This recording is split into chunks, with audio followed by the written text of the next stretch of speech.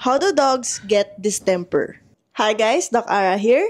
Canine distemper virus or CDV is a very contagious virus na nakakahawa sa mga aso natin. Nakakaapekto ito sa respiratory system nila, sa nervous system, at sa gastrointestinal system nila. Paano nga ba ito nakakahawa?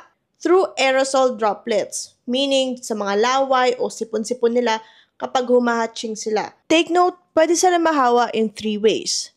First is direct contact or direct exposure sa aso na merong distemper virus. Nahatchingan, naamoy nung isa na hindi pa infected, doon pwede magkaroon ng hawaan. Next is through airborne exposure.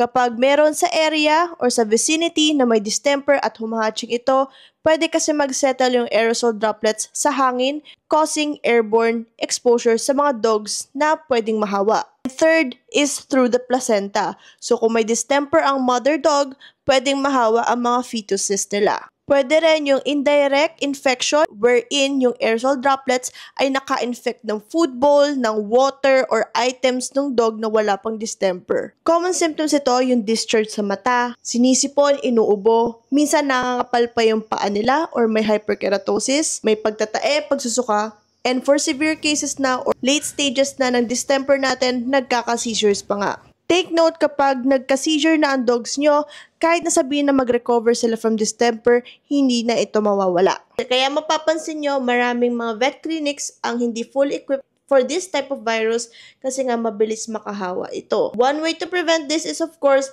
vaccination. So sa mga dogs na walang 5-in-1, 6-in-1, 8-in-1, 7-in-1, malaki ang probability na mahawa sila.